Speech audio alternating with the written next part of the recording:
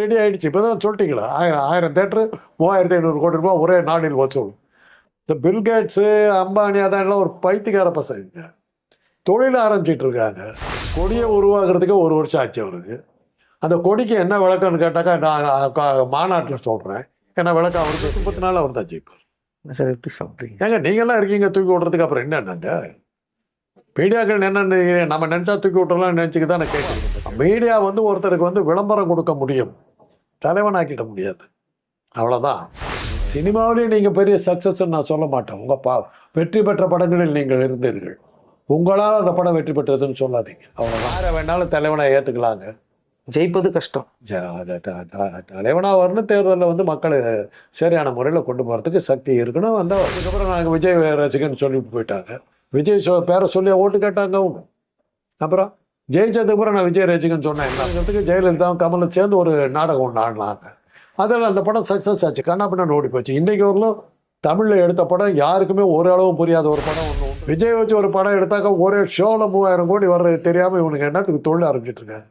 வந்து விஜய ரஜினிகாந்தி போட்டு படம் எடுத்துட்டு காசு சம்பாதிச்சுட்டு போக வேண்டியதானே. விஜய் கொடியெல்லாம் ஓப்பன் பண்ணிட்டாரு, அடுத்த முதலமைச்சர் அவரு தான் அப்படிங்கிற அளவுக்கு ஃபுல்லாக கூப்பாடு போட்டாங்க. நீங்கள் பல தலைவர்கள் உங்கள் எக்ஸ்பீரியன்ஸில் பார்த்துருப்பீங்க. இவர்கிட்ட என்ன வித்தியாசம் இருக்குன்னு நீங்கள் நினைக்கிறீங்க?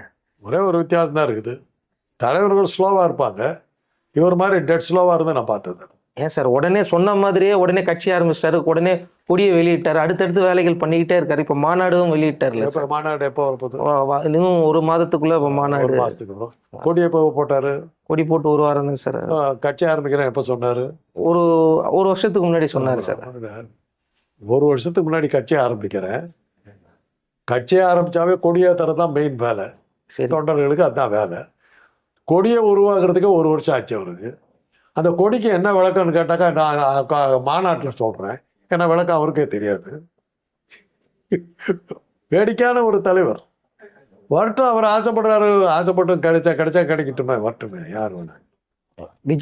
விஜய் பார்க்கும்போது உங்களுக்கு என்ன தோணுது? எத்தனை சீட்டு ஜெயிப்பாருன்னா அது தோணுது உங்களுக்கு? 234 அவர் தான் ஜெயிப்பார். சார் எப்படி சொல்றீங்க? ஏங்க நீங்கள்லாம் இருக்கீங்க தூக்கி விட்றதுக்கு, அப்புறம் என்னன்னாங்க மீடியாக்கள் என்ன நம்ம நினச்சா தூக்கி விட்டுறலாம் நினச்சிக்கு தான் நான் கேட்குறீங்க இந்த கேள்வியெல்லாம். மீடியாக்களால் மட்டுமே இது சாத்தியப்படுமா சார்? நீங்கள் நினச்சிட்டு பேசுகிறீங்க. அவரை பெருசாக தூக்கி விட்றதுக்கு எவ்வளோ முயற்சி பண்ணுறீங்க. நீங்கள் ஒரு ஆளை தூக்கி விட்ருக்கீங்க. இன்றைக்கி வரல ஒரு டெபாசிட்டே வாங்கினீங்க ஒரு எலெக்ஷன் கூட. நீங்கள் யாரை சொல்கிறீங்க? தெரிஞ்ச விஷயம். உங்களால் என்ன பண்ணிட்டு முடிஞ்சது? அவருக்கு நீங்கள் கொடுக்காத விளம்பரமா? மக்களால் நிராகரிக்கப்படுகிறார், திரும்ப திரும்ப நிராகரிக்கப்படுகிறார்கள், அவ்வளோதான். ஆமாப்பா, மீடியா வந்து ஒருத்தருக்கு வந்து விளம்பரம் கொடுக்க முடியும், தலைவனாக்கிட முடியாது, அவ்வளோதான். நான் தெளிவாக சொல்கிறேன். ஆதித்தனார் நடத்தின தினத்தந்தி பத்திரிக்கை ஒரு காலத்தில் அவங்க வச்சது தான் சட்டம். தமிழ்நாடு இல்லை, இந்தியாவிலே நம்பர் 1 பத்திரிக்கை, ஹையஸ்ட் சர்க்குலேஷன். கட்சி ஆரம்பித்தார், நாம் தமிழர் கட்சி பேர். போனி ஆகல, பசாம் திமுகவில் போய் சரண்டர். அவரை விடவா நீங்களாம் சக்தி வாய்ந்த மீடியாக்கள்? அன்னைக்கு வேற பத்திரிக்கையே கிடையாது, அவர் வச்சதான் சட்டம். அந்த மாதிரியான சூழ்நிலையில் அவரால் ஒரு கட்சியை நடத்த முடியல. பத்திரிக்கை வாங்கினா கட்சியில் சேரல, தினத்தந்தி வாங்காதவனே கிடையாது, எவனும் கட்சியில் போய் சேரல, அவ்வளோதான். அவரே தோத்தார், எலெக்ஷன் தோத்தார். தோத்தது பிறகு பேசாமல் கட்சியை கழிச்சிட்டு திமுகவில் வந்து இணைச்சிட்டார். இப்போ விஜய்ங்கிறவர் ஒரு பரபரப்பு செய்தி தான் அப்படின்னு. பரபரப்பு செய்தி உங்களுக்கு தேவையானுங்கிற அளவுக்கு தேனி கொடுக்குறாரு, அவருக்கு நீங்கள் நன்றி சொல்லணும். அவர் இத்தனை லட்சம் பேர், இத்தனை கோடி பேர் வந்து பார்க்குறாங்க. அவர் ஆப் ஓப்பன் பண்ண கொஞ்ச நேரத்தில் 10 லட்சம் பேர் கிட்ட இணையறதுக்கு முயற்சிலாம் பண்ணுறாங்க அப்படின்றீங்களா சார்? இதுவே வந்து கிட்டத்தட்ட ஒரு 10-15 இடத்துல வின் பண்ணுறதுக்கான வாய்ப்பு இருக்குல்ல சார்? என்னுடைய இதை வந்து 1 மில்லியன் பீப்புள் ஒரே நாளில் பார்த்தாங்க. என்னுடைய பதிவு எனக்கு பாராட்டு தெரிவித்தார். நான் அரசியல் தலைவன் ஆகிட முடியாது. அந்த 1 மில்லியன் பீப்புள் இந்த என்ன உளறி இருக்கான்னு பார்க்க வந்தவங்க, எனக்கு ஓட்டு போடுறவங்க. அரசியல் வேற, சினிமா வேற. சினிமாவுக்கு சில டெக்னிக் இருக்குது. சினிமாவிலேயும் நீங்கள் பெரிய சக்ஸஸ் நான் சொல்ல மாட்டேன். உங்கள் வெற்றி பெற்ற படங்களில் நீங்கள் இருந்தீர்கள், உங்களால் அந்த படம் வெற்றி பெற்றதுன்னு சொல்லாதீங்க, அவ்வளோதான் நான் சொல்லுவேன். அப்போ அவருக்கு வந்த கூட்டம் அட்லீஸ்ட் இப்போ வர இளைஞர்கள்லாம் ஓட்டு போடுவாங்களா சார்? அப்படி இருந்தாங்க சிவாஜி தாங்க நம்பர் 1 வந்திருக்கணும். அவருடைய நடிப்பை பார்த்துக்க மயங்காதவன் யார் இருந்தான்? எம்ஜிஆர் நடிக்கவே தெரியலன்னாங்க, கேவலப்படுத்திக்கிட்டு இருந்தாங்க. அவர் தானே 3 தடவை வந்தார் சீஃப் மினிஸ்டர். ஜெயலலிதாவுக்கு என்ன நடிக்க தெரியும்? வந்துட்டு போனாங்க, அது சீஃப் மினிஸ்டராக உட்காந்துருச்சுல்ல. அது காரணம் எம்ஜிஆர் இல்லை சார். அது வேற, எப்படியோ வந்தாங்கல்ல. அது மாதிரி பின்னணி இருக்கணும். இப்போ விஜயகாந்த் எப்படி வந்தார்? பண்ருட்டி ராமச்சந்திரன்ற ஒரு அரசியல்வாதி பின்னாடி நின்னாரு, தூக்கிட்டு வந்து வச்சாரு. லியாகத் அலிகான் அந்த மாதிரி. என்னைக்கு அவர் வந்து பண்ருட்டி வெளியே போனாரோ அன்னைக்கு விஜயகாந்த் காலி ஆயிட்டார். அவ்வளோதான், முடிஞ்சு போச்சு. இப்போ விஜயகாந்த் அவங்க வீட்டுக்கெல்லாம் கூட போயிட்டு வந்திருக்கிறாரு அவரு. விஜயகாந்தனுடைய மூளையா செயல்பட்டவர் பண்ருட்டி தாங்க.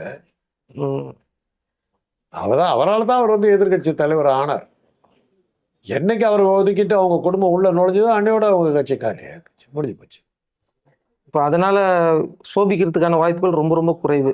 தெரியாது, ஏன் வரக்கூடாது? ஏன் வரக்கூடாது? மாற்றம் என்பது ஏற்படுமா? யாரை வேணாலும் தலைவனா ஏத்துக்கலாங்க. ஜெயிப்பது கஷ்டம். தலைவனா வரணும். தேர்தலில் வந்து மக்களை சரியான முறையில் கொண்டு போறதுக்கு சக்தி இருக்கணும். வந்தா வந்தார். ஒரு படத்துக்கு 200 கோடி ரூபாய் வாங்குறாரு, அதை விட்டுட்டு அரசியலுக்கு வராரு அப்படிங்கிற மாதிரி பரவலாக பேசுவாங்க. இதெல்லாம் சொல்லி தான் அவர் வந்து தியாகி இவ்வளோலாம் திறந்துட்டு வர்றாருன்னு. அவர் மக்களுக்கு என்ன செஞ்சார் அந்த பணத்தை வச்சு? ஒரு பள்ளிக்கூடம் கட்டியிருக்காரா? ஒரு மருத்துவமனை கட்டியிருக்காரா? ஒரு ஏதாவது ஏழைகளுக்கான இதெல்லாம் ஏதாவது பண்ணியிருக்காரா? அவங்க பள்ளிக்கூடத்தில் போய் 4 பசங்களுக்கு ஸ்லேட்டு பென்சில் கொடுத்து எனக்கு ஓட்டு போட்டுட்டு வந்தார். வேற என்ன பண்ணார் அவரு? ரசிகர்கள் மூலம் அங்கங்க வந்து வெள்ள நிவாரணம் கொடுக்கறது. வெள்ள நிவாரணம் கொடுத்துட்டு நான் என் கட்சின்னு சொல்லிட்டு இருந்தேன். அது அப்படித்தாங்க. ஜெயிச்சதுக்கப்புறம் நாங்கள் விஜய் ரசிகன்னு சொல்லிட்டு போயிட்டாங்க. விஜய் பேரை சொல்லி ஓட்டு கேட்டாங்க அவங்க. அப்புறம் ஜெயிச்சதுக்கப்புறம் நான் விஜய் ரசிகன்னு சொன்னேன், என்ன அர்த்தம்?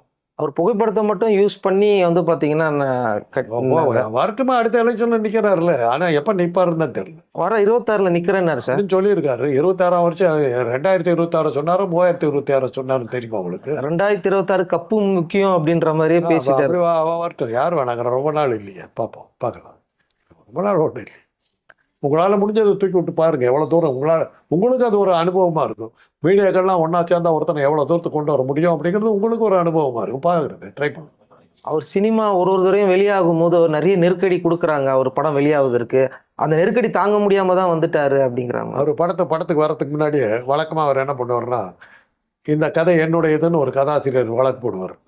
இந்த படத்தினுடைய உண்மை கதாசிரியர் நான், எழுத்தாளர் வழக்கு அப்படின்னு போடுவார். படம் வர்றதுக்கு 10 நாளைக்கு முன்னாடி அந்த செய்தி வந்துக்கிட்டே இருக்கும். அந்த படத்துக்கு விளம்பரம். இதுதான் அவருடைய டெக்னிக். அது எடுபடலை. அப்புறம் அப்படி தான் வந்து ஒரு படத்துக்கு தடை விதிக்கிறதுக்கு முயற்சி பண்ணுறாங்கன்னு சொல்லி, விஸ்வரூபம் படத்துக்கு தடை விதிக்கிறாங்கன்னு சொல்லி ஒரு கதையை கிளப்பி விட்டு, ஏன்னா அந்த படத்தை ஓட வைக்கணுங்கிறதுக்கு ஜெயலலிதாவும் கமலும் சேர்ந்து ஒரு நாடகம் ஒன்று ஆடினாங்க. அதில் அந்த படம் சக்ஸஸ் ஆச்சு, கண்ணாபின்னு ஓடி போச்சு. இன்றைக்கு வரலும் தமிழில் எடுத்த படம் யாருக்குமே ஓரளவும் புரியாத ஒரு படம் ஒன்று உண்டுன்னா அது விஸ்வரூபம் தான். கமலுக்கு அது என்ன கதைன்னு தெரியாது. அந்த மாதிரி படம் அது ஓடன்னு ஓடிச்சு.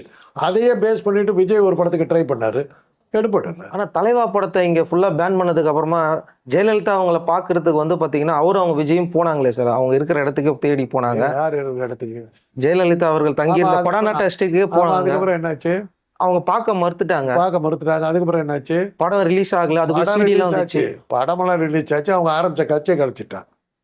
அவ்வளோதான். அதுக்குள்ள சீடியெல்லாம் வந்துச்சு. அதுக்கப்புறம் அது எல்லாத்துக்கும் வர்றதாங்க. அது சீடியெல்லாம் தடுக்க முடியாதுங்க. சீடியெல்லாம் பென்ட்ரைவ் எல்லாம் நீங்கள் தடுக்க முடியாது. அறிவியல் வளர்ச்சி, நீங்கள் ஒன்றும் பண்ண முடியாது. படம் எடுக்க ஒரே நிமிஷத்தில் வந்துடும். இன்னைக்கு சினிமா தியேட்டரில் உட்காந்துக்கிட்டு அப்படியே உட்காந்து பூரா இது பண்ணிட்டு எடுத்துகிட்டு வந்துடலாம். அதெல்லாம் அறிவியல் வளர்ச்சி, அதெல்லாம் தடுக்க முடியாது. அதனால தான் நீ தியேட்டர்லாம் எல்லாம் போயிடுச்சு. சினிமா போனதுக்கு காரணம் அதுதான்.